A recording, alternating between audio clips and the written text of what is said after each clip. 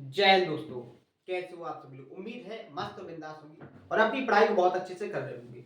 अपना मेंसुरेशन में जो टॉपिक चला है वो एरिया और पेरीमीटर से रिलेटेड जो कॉन्सेप्ट होते हैं जिन पर बार बार एग्जाम में क्वेश्चन को क्रिएट किया जाता है। बिल्कुल बेसिक कॉन्सेप्ट अभी तक कंप्लीट हुए हैं। जो नए स्टूडेंट हैं उनसे मेरा एक रिक्वेस्ट है कि आप लास्ट के सेशन को जरूर कंप्लीट कर लें, क्योंकि बहुत सारे जो बेसिक कॉन्सेप्ट होते हैं जिनको एक एवरेज स्टूडेंट बेसिक बोलता है कि सर बेसिक से पढ़ाइए, तो वो बेसिक मैंने आपको लास्ट के सेशन में कंप्लीट करवाया है। मेंसुरेशन में ज्यादा कॉन्सेप्ट अभी नहीं हुए हैं, तो मेरा आपसे रिक्वेस्ट है कि आप सबसे पहले जो कॉन्सेप्ट हो चुके हैं बेसिक, उन सभी कॉन्सेप्टों को एक बार कंप्लीट कर लें। उसके बाद यहां से आप आगे के लिए कंटिन्यू करें, क्योंकि अब जैसे सेशन में आगे जाएगा उसमें क्या होगा, आपके जो कॉन्सेप्ट का लेवल है वो आगे बढ़ेगा। ठीक है, तो सारी चीजों को अगर बहुत अच्छे से समझना है, कॉन्सेप्ट बहुत अच्छे से पकड़ बनानी है आपको, तो आपको सबसे पहले जो बेसिक चीजें हैं, जो बेसिक कॉन्सेप्ट हैं जिनसे एग्जाम में भी बहुत सारे क्वेश्चनों को क्रिएट किया जाता है और आगे कॉन्सेप्ट को समझने में भी आपको आसानी होगी, तो उन सभी चीजों को, उन सभी कॉन्सेप्टों को सबसे पहले आप कंप्लीट कीजिए। बात समझ में आए?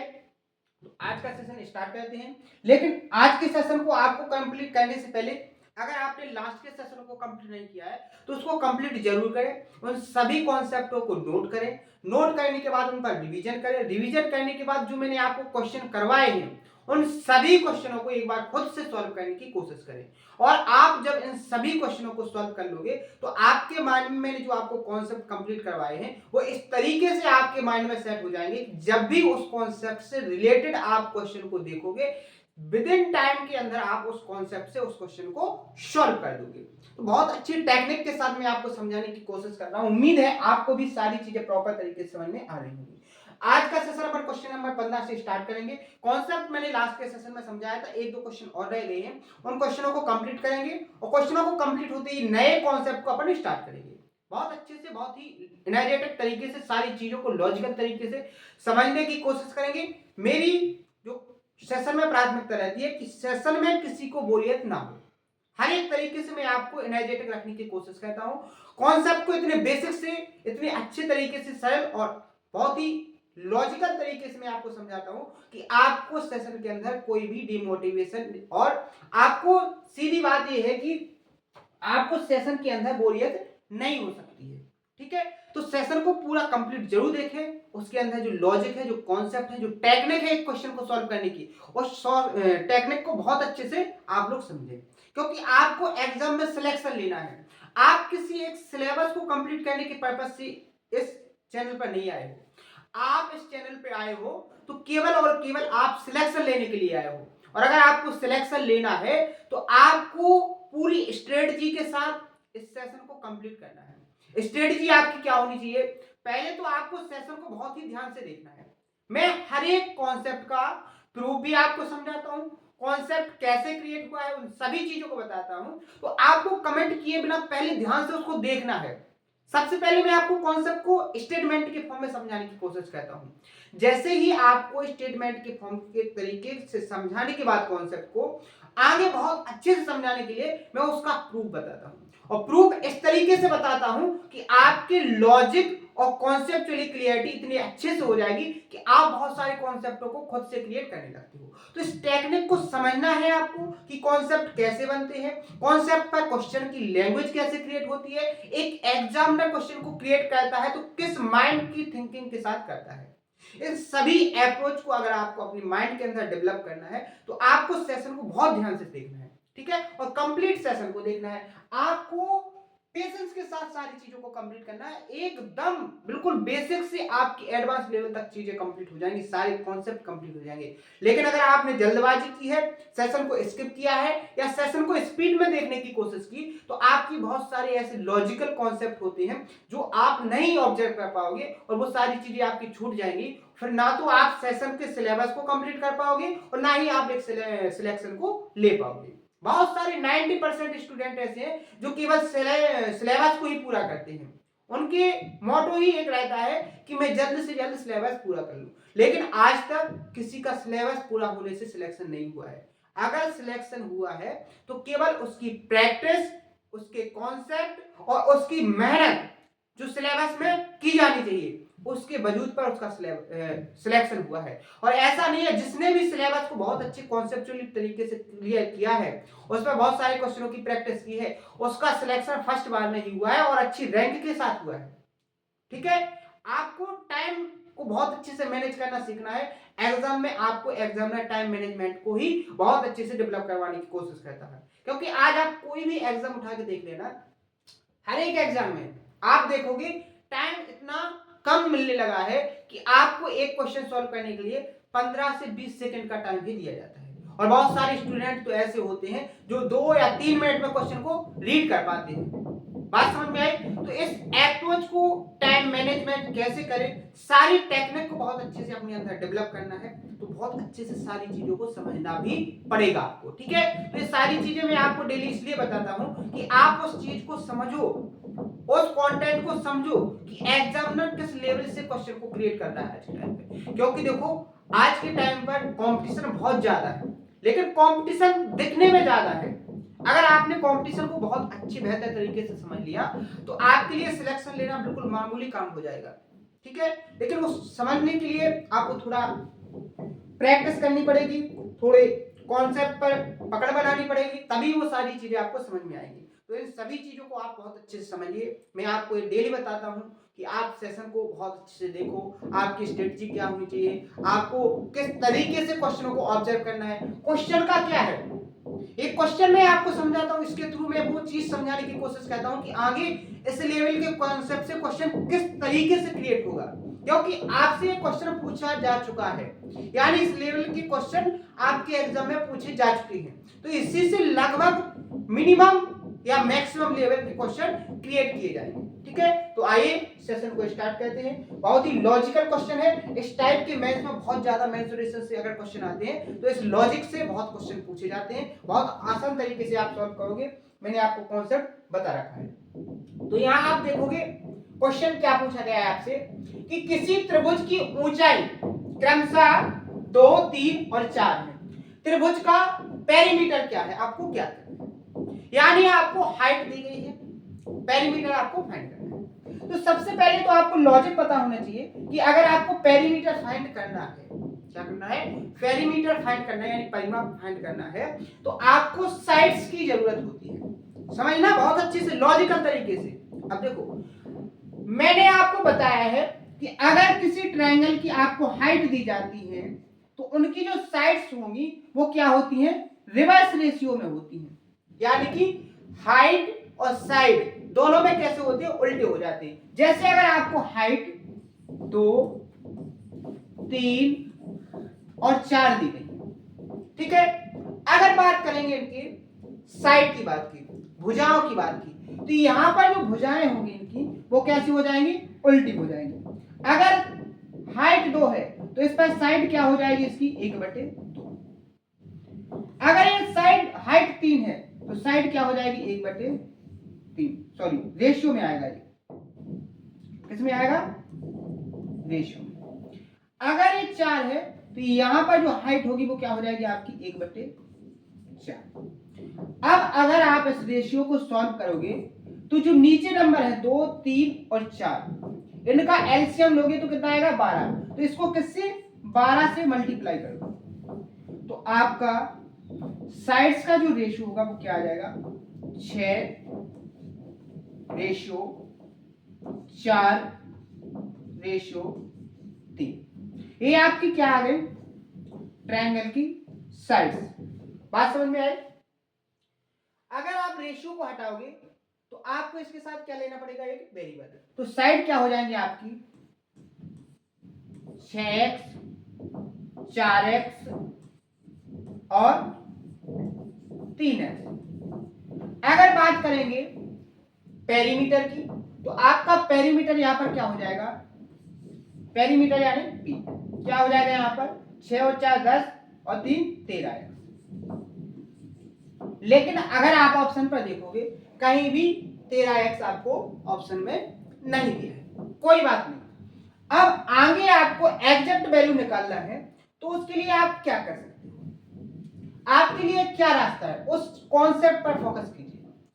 तो आपको जो डाटा दिया है उस डाटा से आप क्या निकाल सकते हो, उस कॉन्सेप्ट पर देखोगे अगर आप, तो आपको देखो हाइट दी गई है और हाइट पर आपको साइड दी गई है, यानी भुजा और भुजा पर आपको ऊंचाई दी गई है। यहां से आप क्या निकाल सकते हो, इस ट्रायंगल का एरिया फाइंड कर सकते हो। कर सकते हो कि नहीं। अगर आपकी साइड 6x है तो 6x साइड पर आपकी जो ऊंचाई है वो कितनी है, 2। तो एरिया आपका क्या हो जाएगा, 1/2, बेस आपका 6x और हाइट आपकी कितनी हो जाएगी, 2। सॉल्व करोगे तो आपको एरिया कितना मिल जाएगा, 6x स्क्वायर। स्क्वायर सेंटीमीटर, कोई भी यूनिट है जो, जैसे इकाई स्क्वायर हो जाएगी,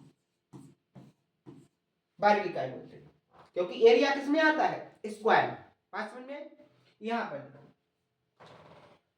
आप अगर आपको तीनों साइड दी गई है तो उससे भी आपका एरिया निकलेगा।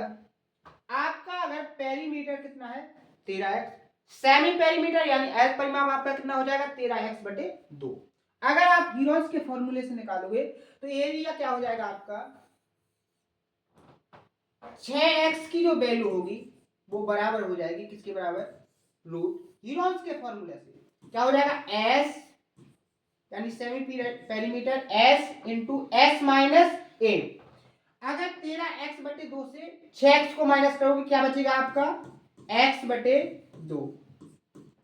अगर 13x/2 से 4x को माइनस करोगे तो 4 दूनी 8, 13 में से 8x जाएंगे, कितना बचेगा, 5x/2 इंटू यहां क्या हो जाएगा, 13x/2 से 3x को माइनस करोगे, 3 दूनी 6, क्या बचेगा आपका, 7x/2।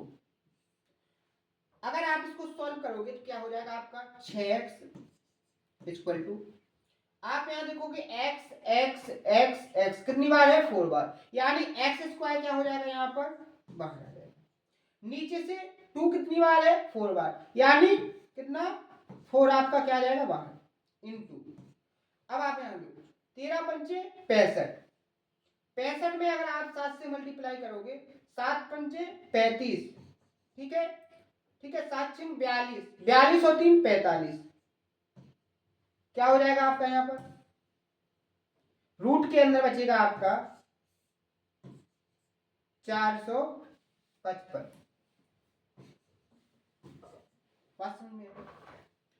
अगर आप थोड़ा भी माइंड लगाओगे तो यहां से आप ऑप्शन को टिक कर सकते हो। आपका क्या है, रूट 455, रूट 455 दो जगह है, यानी ये वाला ऑप्शन एलिमिनेट हो गया और आपका ये वाला ऑप्शन भी एलिमिनेट हो गया।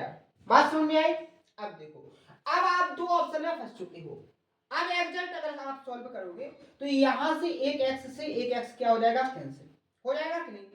6 का मल्टीप्लाई 4 में होगा तो क्या हो जाएगा, यहां पर 24 बटे ये रूट 455 नीचे जाएगा, इक्वल टू में क्या हो जाएगा, x।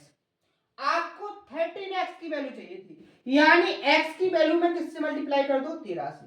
तो आप यहां देखोगे पेरीमीटर आपका क्या आ जाएगा, क्या हो जाएगा यहां पर 24 बटे अंडर रूट 455 इंटू 13, 13 चौके 52 यानी कि 2, ठीक है, 5, 13 दूनी 26, 26 में अगर 5 आप ऐड करोगे 26 में तो कितना हो जाएगा, 31 बटे क्या हो जाएगा, अंडर रूट 455।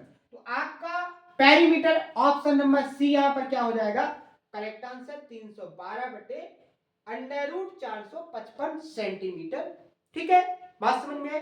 तो इस तरीके से आपको क्वेश्चन को सॉल्व करना है और ये सारी जो कैलकुलेशन है ना, ये 15 से 20 सेकंड की कैलकुलेशन है। यहां तो मैंने सारी चीजों को एक कॉन्सेप्चुअली तरीके से लिख के समझाने की कोशिश की है, तब जाके 2 से 3 मिनट आपको लगा है।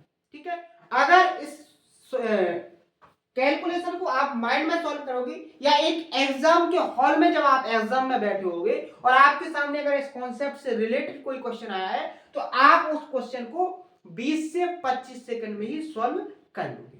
बात समझ में आई, क्योंकि कॉन्सेप्चुअली क्लियरिटी आपकी यहां पर हो चुकी है। जब आप मॉक लगाओगे तो एक दो क्वेश्चन को और कंप्लीट तरीके से क्लियर कर लोगे, और जब आप कॉन्सेप्ट को एक एग्जाम हॉल में देखोगे तो विद इन टाइम के अंदर आप अपने क्वेश्चन का सॉल्यूशन निकालोगे। बात समझ में आई? अगले क्वेश्चन में बढ़ जाए। नेक्स्ट क्वेश्चन देखो, बहुत ही लॉजिकल क्वेश्चन होते हैं अगर आप कॉन्सेप्ट क्लियर है तो। अगर आपने कॉन्सेप्ट पर थोड़ी कमजोरी रखी या कॉन्सेप्ट को बहुत अच्छे से नहीं समझा है, आपको किसी कॉन्सेप्ट को रटने की जरूरत नहीं है। आप कॉन्सेप्ट को समझो, कॉन्सेप्ट को पकड़ो, उसकी लैंग्वेज को समझो कि इस पर अगर क्वेश्चन क्रिएट होते हैं तो वो कैसे क्रिएट होते हैं। एक एग्जामिनर क्वेश्चन को क्रिएट करता है तो वो किस थिंकिंग के साथ क्वेश्चन को क्रिएट करता है, क्योंकि अगर एग्जाम की थिंकिंग और आपकी थिंकिंग दोनों मैच हो गई ना तो आपको सिलेक्शन लेना बहुत ही आसान हो जाएगा। बात समझ में आई? तो देखो क्वेश्चन को कैसे सॉल्व करते हैं। सबसे पहले क्वेश्चन को रीड कीजिए, और रीड करने के बाद क्वेश्चन के अंदर की कॉन्सेप्ट को देखो कैसे पढ़ा जाता है। यहां पर दिया है आपको कि एक त्रिभुजाकार पार्क की भुजाएं 60 मीटर, 112 मीटर और 164 मीटर है। यानी एक ट्रायंगल के शेप का क्या है, एक पार्क है, उसकी 3 साइड आपको दी गई हैं, 60 मीटर, 112 मीटर और 164 मीटर। बात समझ में? आगे देखो, आपको इसको क्या करवाना है, पार्क को समतल करवाना है, ठीक है। उसकी जो रेट है, जो समतल करवाने की प्राइस है, वो क्या है, 8.5 पर मीटर। यानी आपको 1 मीटर को अगर समतल करवाना है तो 8.5 रुपया आपको क्या करना पड़ेगा, इन्वेस्ट करना पड़ेगा। आगे आपको दिया है कि इसका टोटल लागत क्या होगी। तो टोटल लागत निकालने से पहले आपको जरूरत किसकी है, आपको जरूरत है एरिया की, कि जो आपको पार्क दिया है उसका एरिया कितना है। अगर आपको उसका एरिया पता चल जाएगा तो उसमें आप 8.5 से क्या कर दोगे, मल्टीप्लाई, तो आपको क्या मिल जाएगी, इसकी टोटल लागत मिल जाएगी। बात समझ में? कॉन्सेप्ट समझ में आया ना, कैसे ऑब्जर्व किया। अब यहां पर आप देखो, आपको तीनों साइड दी गई है और साइड थोड़ी बड़े नंबर में दी गई है। अगर आप इस पर कैलकुलेशन करोगे, हीरोन्स के फॉर्मूले से इसको एरिया फाइंड करोगे, तो यहां पर आपको क्या लगेगा, थोड़ा टाइम लगेगा। बेसिक तरीका आपका है आपके सामने कि आप यहां पर एरिया फाइंड कर सकते हो हीरोन्स के फॉर्मूले से, लेकिन थोड़ा माइंड लगाओ कि आप कोई और तरीके से इसको बहुत कम टाइम में सॉल्व कर लोगे, बिल्कुल कर लोगे।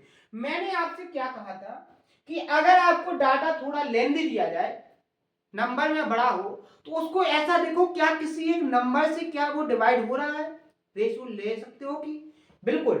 तो आप यहां देखोगे 60, 112 और 164, तीनों नंबर एक ऐसे नंबर हैं जो 4 से डिविजिबल हो रहे हैं। अगर आप 60 को डिवाइड करोगे तो क्या आ जाएगा आपका 15, अगर 112 को 4 से डिवाइड करोगे तो क्या आएगा आपका 28, ठीक है। अगर 64 को डिवाइड करोगे तो क्या आ जाएगा आपका 41, ठीक है। अगर आप इस डाटा पे कैलकुलेशन करोगे तो थोड़ी आसान हो जाएगी। बात समझ में आई? अब आपको एक ट्रायंगल की साइड का रेशियो मान लो, रेशियो मिल गया। अब आपको इसका क्या निकालना है, एरिया। तो अभी आप एक कॉन्सेप्ट को और ऑब्जर्व कर सकते हो, क्या, ट्रिपलेट्स। बहुत अच्छे समझा है।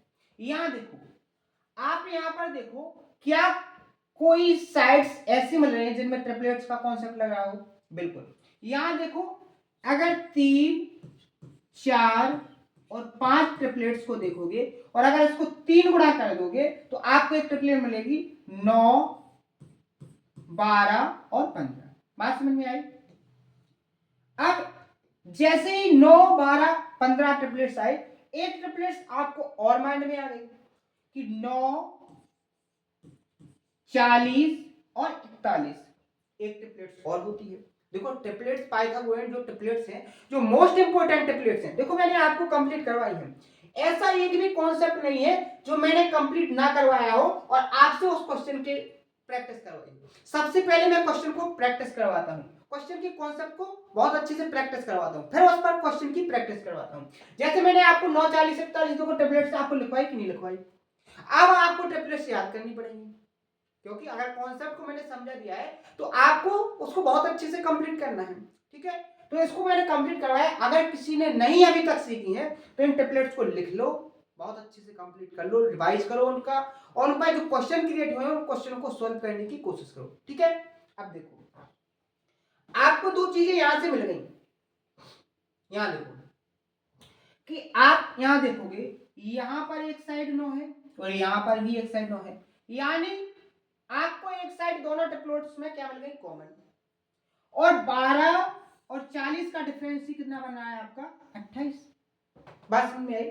तो यहां से आपको पता चल गया कि अगर आपका बेस 28 है, 28 बेस है, तो आपकी उस बेस पर जो ऊंचाई होगी वो कितनी होगी, 9। कौन सा पहले बताया है मैंने कि कैसे पकड़ना है आपको। अगर आपका बेस 28 है तो बेस 28 पर आपकी हाइट क्या होगी, 9, क्योंकि ये कैसा ट्रायंगल बना है, ऑब्टूजेंट ट्रायंगल।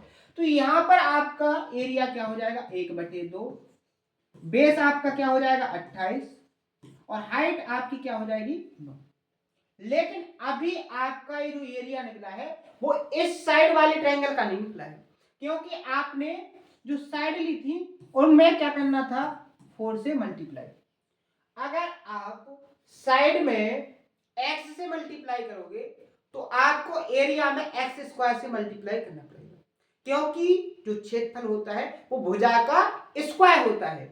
अगर आप यहां साइड को 4 गुना करोगे तो आपको एरिया को कितने गुना करना पड़ेगा, 4 का स्क्वायर यानी 16 गुना। बात समझ में आई। ए हो गया आपका ट्रायंगल का एरिया, किस साइड का, 60 मीटर, 112 मीटर और 164 मीटर भुजाओं की ट्रायंगल के जो पार्क है उसका आपको एरिया मिल गया। अब इस पर वो कॉस्ट पता करना है कि जिसको समतल करवाने में कितनी कॉस्ट लगेगी। तो 1 मीटर स्क्वायर पर कितनी लग रही है, 8.5, तो टोटल कितनी लागत हो जाएगी। अब अगर आप मेरे तरीके से सॉल्व करोगे क्वेश्चन को तो एक ही लाइन में आपके सॉल्यूशन निकलेंगे। कैसे, आप यहां पर देखो कि आपको यहां से अगर सॉल्व करोगे तो क्या आएगा, 14 इंटू 9 इंटू 16 इंटू 8.5। यहां पर आपको एक कॉमन नंबर दिख रहा है 9। आप ऑप्शन चेक करो, जो 9 का डिविजिबल नहीं होगा वो आपका ऑप्शन क्या हो जाएगा, एलिमिनेट, क्योंकि आपके सॉल्यूशन में मल्टीप्लाई किसका हो रहा है, 9 का।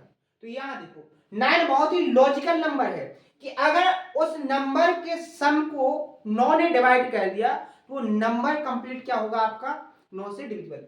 आप यहां देखोगे ये जो नंबर होगा वो 9 से डिविजिबल नहीं है, क्योंकि 8 और 1 9 और 7 और 5 12, 12 9 से डिविजिबल नहीं है। बात समझ में आई। अगर जिसको कॉन्सेप्ट नहीं आता है उसको बहुत अच्छे से मैं आगे समझाऊंगा नंबर सिस्टम में, ठीक है। यहां देखो 8 और 1 9, 6 और 4 10 और 11, 11 9 को डिविजिबल नहीं करेगा, यानी ये ऑप्शन एलिमिनेट। यहां देखो 8 और 1 9, 6 और 3 9, 1 बच गया, 1 को 9 डिविजिबल नहीं करेगा, यानी ये भी ऑप्शन क्या हो गया आपका, एलिमिनेट। यहां देखो 6 और 3 9, 7 8 और 1 9, यानी आपका डी ऑप्शन यहां पर क्या हो जाएगा, करेक्ट। ये तो हो गया एक लॉजिकल तरीके से आप ऑप्शन से कम टाइम में अपने ऑप्शन को कैसे टिक करोगे। अब अगर बेसिक से करना है तो 14 नंबर क्या हो जाएगा, 126 इंटू, आप यहां पर 16 से 8.5 को मल्टीप्लाई करोगे, 16 पंची 80 0, ठीक है, 16 अट्ठे 128, 28 में अगर आप 8 ऐड करोगे तो क्या हो जाएगा 136, और डेसिमल के बाद 0 को आप एलिमिनेट कर दोगे, हटा दोगे। अगर आप यहां पर देखो मल्टीप्लाई करोगे 6 6 36, तो क्या है आपका यूनिट पर 6, और आप 9 से भी देख सकते हो, ठीक है। तो इस तरीके से आप ऑप्शन को टिक करके इसको कैलकुलेट करके एग्जैक्ट आंसर निकाल सकते हो, या लॉजिकल तरीके से आप इसको सॉल्व कर सकते हो। मेरे तरीके से करोगे बहुत आसान तरीके से कम टाइम में आपके सॉल्यूशन निकलेंगे। बात समझ में आई। अगले क्वेश्चन पर जाए। नेक्स्ट क्वेश्चन देखो, सिलेक्शन अगर आपको लेना है, अगर आपका मकसद सिलेक्शन लेना है, आपको अपनी मंजिल को पाना मकसद है, तो आपको कुछ माइंड आपको लगाना पड़ेगा।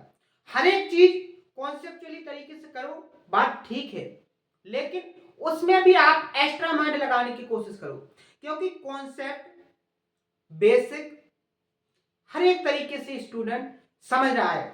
90% स्टूडेंट इन चीजों को बहुत अच्छे से सीख रहा है, लेकिन स्मार्ट अप्रोच जो आपको सब स्टूडेंटों से एक एक्स्ट्रा पेपर पहुंचा देगी, जो आपको सिलेक्शन लेने की काबिल बना देगी। उस अप्रोच को आपको अपने अंदर डेवलप करना ही पड़ेगा। बात समझ में आई?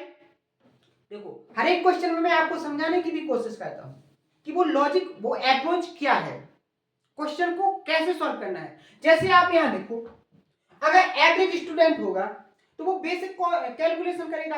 अगर आपको ये नंबर बिल्कुल छोटे हैं अभी और इसकी कैलकुलेशन करना है, लगभग 1 मिनट का टाइम खराब करोगे आप। और आपने ऑब्जर्व कर लिया कि इसमें 9 आ रहा है, अगर आपने 9 से ऑप्शन को देखा है तो आपका एक ऑप्शन एलिमिनेट, 3 ऑप्शन एलिमिनेट हो गए और आपका एक ऑप्शन बच गया, यानी यही आंसर है। और अगर आप एग्जैक्ट कैलकुलेशन करोगे तब भी यही आंसर आना है आपका। तो आप वो अप्रोच क्यों नहीं अपनाते हो जिस अप्रोच से आपका कम से कम टाइम में आपका आंसर निकलना है? आप इस अप्रोच को क्यों करते हो? इसमें आपका टाइम खराब होता है और एग्जाम में एक एक सेकंड का टाइम आपके लिए बहुत ही कीमती है, क्योंकि 80% स्टूडेंट जब एग्जाम हॉल से निकलते हैं तो उनकी जबान पर एक ही जवाब होता है कि एग्जाम के जो क्वेश्चन थे वो मुझे बहुत अच्छे से आ रहे थे, बस मेरे पास टाइम नहीं बचा। तो आपकी जबान पर वो जवाब ना रहे कि मैंने क्वेश्चन को आते हुए भी अटेम्प्ट नहीं कर पाए। जब आप 100% एक्यूरेसी के साथ सभी क्वेश्चनों को अच्छे से अटेम्प्ट करोगे तो आपका सिलेक्शन कहां जाएगा?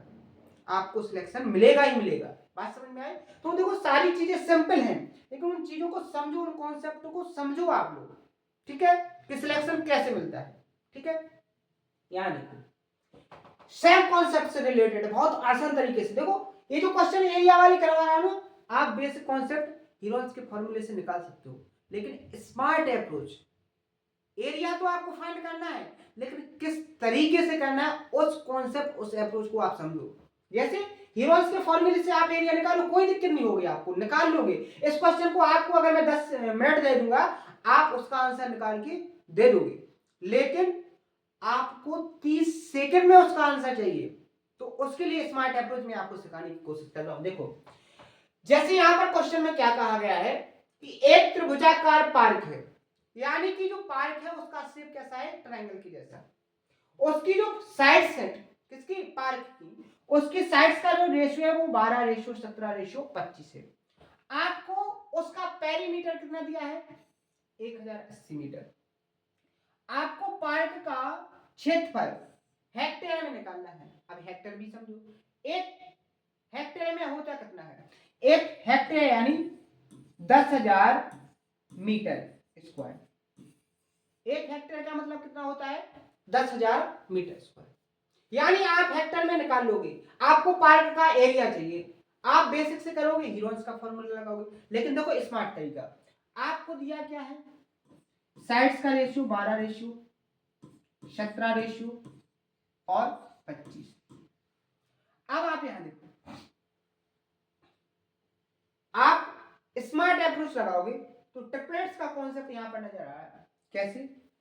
आप यहां पर देखोगे 17 से आपको ध्यान आएगा 8 15 और 17, एक ट्रिपलेट्स बन गई। दूसरे ट्रिपलेट्स आप देखोगे 3 4 5। अगर आप इसको 5 गुना करोगे तो आपको ट्रिपलेट्स मिलेगी 15 20 और 25। बात समझ में आई कि नहीं? ठीक है, अब यहां देखो, आप यहां पर देखोगे तो आप देखोगे कि एक साइड जो 15 है वो दोनों में कैसी हो गई? कॉमन।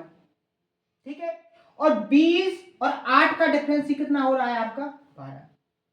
यानी कि आपकी अगर साइड 12 है तो उस पर जो ऊंचाई होगी वो कितनी होगी? 15। बात समझ में आई कि नहीं? कॉन्सेप्ट समझा चुका हूं पहले। इसका एरिया क्या हो जाएगा? 1/2। हाइट आपकी कितनी हो जाएगी? 15। और साइड आपकी कितनी हो जाएगी? बेस कितना हो जाएगा आपका? 12। ठीक है, लेकिन अभी आपका ये जो एग्जैक्ट एरिया है वो नहीं निकला है, क्योंकि आपको रेशियो दिया है, आपको साइड, एग्जैक्ट साइड नहीं दी गई है। लेकिन यहां एग्जैक्ट साइड निकालने के लिए एक कॉन्सेप्ट और दिया है कि आपको जो पेरीमीटर है वो कितना है? 1080। आपको अगर यहां पेरीमीटर निकालोगे, तीनों साइडों को जोड़ोगे तो क्या हो जाएगा? 12 और 17 29, 29 और 25 कितने हो जाएंगे आपके 54, यानी 54 यूनिट की वैल्यू आपको 1080 दी गई है। कितने गुना? 20 गुना। अगर आपकी साइड को 20 गुना करना है तो एरिया को कितने गुना करना पड़ेगा? 20 का स्क्वायर, यानी 400 गुना। बात समझ में आई? यहां से अगर सॉल्व करोगे, 2 से काटोगे 6, 15 छिक्का 90, 90 में अगर 400 से मल्टीप्लाई करोगे तो क्या आ जाएगा? 36,000। बात समझ में आई? अब आपको एरिया फाइंड करना है किसमें? हेक्टेयर में। तो इसको किससे डिवाइड कर दो? 10,000 से। 3 जीरो से 3 जीरो कैंसिल, 10 से 3.36 को डिवाइड करोगे तो क्या आ जाएगा आपका आंसर? 3.6। ऑप्शन नंबर ए इसका क्या हो जाएगा? Correct answer. क्या प्रॉब्लम थी? लेकिन ये तरीका, ये कॉन्सेप्ट, ये अप्रोच आपको आनी चाहिए, तभी जाके आप टाइम के अंदर क्वेश्चन को सॉल्व कर पाओगे। यही कॉन्सेप्ट होते हैं आपको एक एग्जाम में टाइम सेव करने के। ठीक है, बात समझ में आई? अगले कॉन्सेप्ट पर, अगले क्वेश्चन पर बढ़ जाए। नेक्स्ट क्वेश्चन देखो, आज जो मैंने आपको क्वेश्चन करवाए कॉन्सेप्ट एक ही है, लेकिन अलग अलग अप्रोच से सॉल्व करने के तरीके बताए। किसी में मैंने आपको ऑप्शन से एलिमिनेट करना सिखाया, किसी में मैंने टेम्पलेट्स लगा के कॉन्सेप्ट को सॉल्व करना सिखाया। तो सारी कॉन्सेप्चुअली चीजों को, कॉन्सेप्टों को आपको बहुत अच्छे समझने की कोशिश करना है। ठीक है, क्वेश्चन कम सॉल्व करो, लेकिन उनके अंदर का जो लॉजिक है, जो अप्रोच है, उसको पूरी तरीके से समझो। ठीक है, और जिस तरीके से आप अप्रोच को समझने लगे तो आपके ऑटोमेटिकली जो कॉन्सेप्ट है वो आप खुद से क्रिएट करने लगोगे, क्योंकि हर एक एग्जामिनर आप जैसे ही स्टूडेंट लाइफ को पार करके एक एग्जामिनर बना है, तो वो अप्रोच उसके अंदर कैसे डेवलप हुई है उस कॉन्सेप्ट पर आप फोकस कीजिए ना, कि उसने कुछ कहीं ना कहीं डाटा पर काम किया होगा, कहीं ना कहीं उसने उस अप्रोच को समझा होगा, तब जाके वो एक क्वेश्चन को क्रिएट, क्वेश्चन पेपर को क्रिएट करता है। तो वो अप्रोच आपके अंदर भी तो डेवलप हो सकती है, लेकिन उसके लिए आपको वही सेम कॉन्सेप्चुअली कंडीशन फॉलो करनी पड़ेगी। क्या? जो क्वेश्चन का डाटा है, क्वेश्चन की जो लैंग्वेज है, क्वेश्चन के अंदर का जो कॉन्सेप्ट है, उसको बहुत अच्छे से समझने की जरूरत पड़ेगी। ठीक है, बात समझ में आई? आप देखो, आज के सेशन का लास्ट क्वेश्चन होगा, यहां से क्वेश्चन को, सेशन को आज फिनिश करेंगे। कल के सेशन में आगे की चीजों को, आगे कॉन्सेप्ट को समझेंगे। ठीक है, देखो क्या है कि किसी त्रिभुज की तीनों भुजाओं की जो लंबाइयों का रेशियो दिया है वो 3:4:5 दिया है। तीनों भुजाओं में से इस त्रिभुज की जो सबसे बड़ी भुजा, समझना, सबसे बड़ी भुजा और सबसे छोटी भुजा के बीच का जो डिफरेंस है वो 3.6 है। क्या है? 3.6 सेंटीमीटर है। आपको इस ट्रायंगल का एरिया फाइंड करना है सेंटीमीटर स्क्वायर में। बिल्कुल जीरो लेवल का क्वेश्चन है, आपने देखते ही सॉल्व कर लिया होगा। बहुत ही आसान है, लैंग्वेज में थोड़ा बड़ा है लेकिन सेकंडों में निकला होगा। जैसे ही आपका रेशियो पर फोकस गया होगा 3 4 5, आपने तुरंत पता लगा लिया होगा कि ये जो रेशियो दिया है एक राइट एंगल ट्रिपलेट्स का कॉन्सेप्ट फॉलो कर रहा है, यानी जो ट्रायंगल बनेगा वो राइट एंगल ट्रायंगल होगा। कौन सा ट्रायंगल होगा? राइट एंगल ट्रायंगल होगा। यानी कि आपकी जो राइट एंगल ट्रायंगल को बनाने वाली साइड होंगी वो क्या होंगी? 3 और 4। 5 आपका क्या होगा यहाँ पर? हाइपोटेनियस। तो आपका एरिया का क्या निकलेगा? 1/2। बेस अगर 3 हो गया तो उस पर हाइट क्या हो जाएगी आपकी? 4। लेकिन आपका ये एग्जैक्ट एरिया नहीं है, क्वेश्चन का एग्जैक्ट एरिया नहीं है। उसने एक कंडीशन और आपको दी है कि सबसे बड़ी भुजा यानी 5 और सबसे छोटी भुजा यानी 3, इनके बीच का डिफरेंस है कितना? 2 यूनिट। लेकिन ये दिया कितना है? 3.6। कितने गुना है? 1.8 गुना। अगर आपकी साइड 1.8 गुना है तो आपका जो एरिया होगा वो 1.8 का क्या हो जाएगा? स्क्वायर गुना। ठीक है, अब आपका केवल नॉर्मल कैलकुलेशन बची है, आपका आंसर आ चुका है। आप यहां से 4 को डिवाइड करोगे 2 बार, क्या आ जाएगा? 6 इंटू 1.8 का स्क्वायर निकालोगे क्या हो जाएगा? 3.24।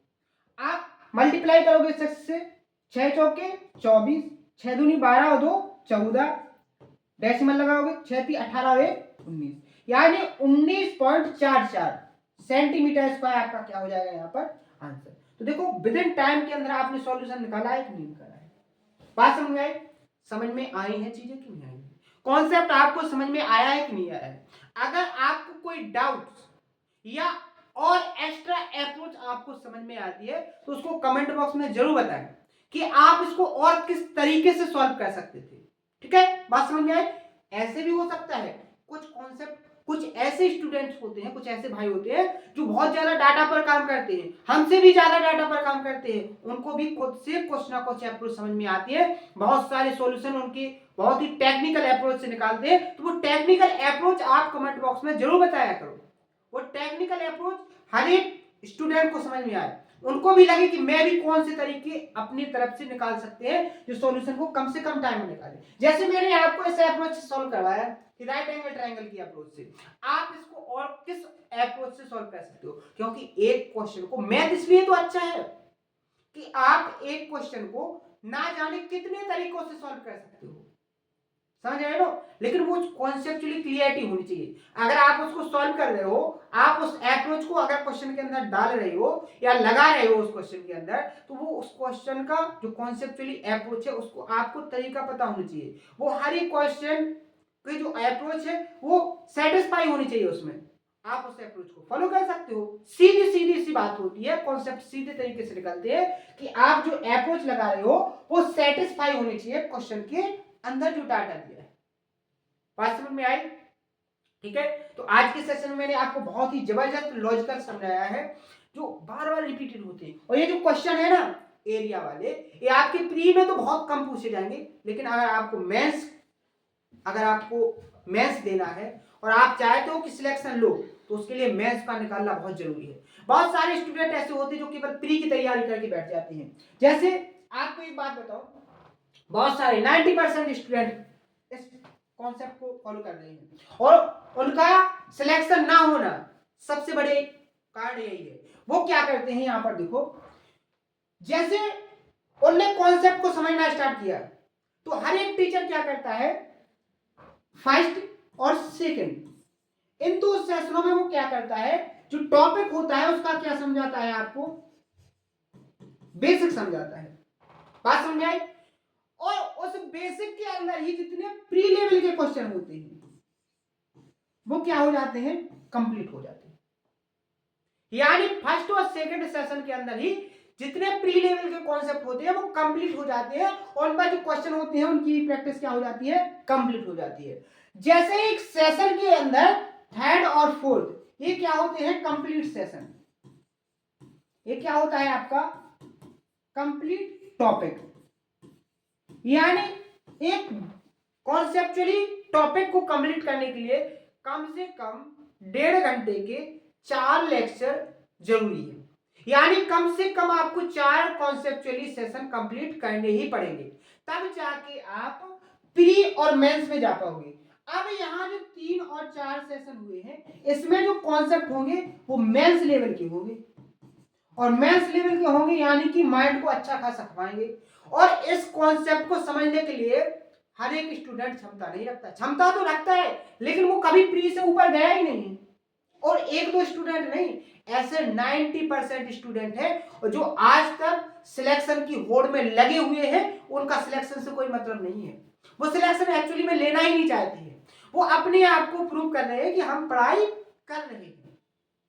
समझ रहे हो ना? वो केवल इस चीज को दर्शा रहे हैं लोगों के बीच में कि हम पढ़ाई कर रहे हैं, हम तैयारी कर रहे हैं, लेकिन वो उस चीज को फॉलो नहीं कर रहे कि हम एक सिलेक्शन को लें। अगर सिलेक्शन को लेना है तो इन चारों सेशनों को बहुत अच्छे से कंप्लीट आपको करना पड़ेगा।